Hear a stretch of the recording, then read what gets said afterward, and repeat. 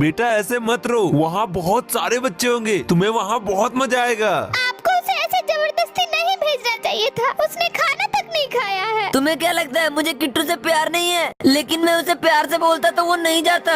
Uncle मुझे जोर से सुसु आई है, आप थोड़ी देर के लिए बस रोको ना। चीकू किट्टू तो तेरा भाई है ना, तूने उसके साथ बिल्कुल भी अच्छा नहीं किया। तू तो ऐसे बोल रहा है जैसे मैंने ही मम्मी को बोला था।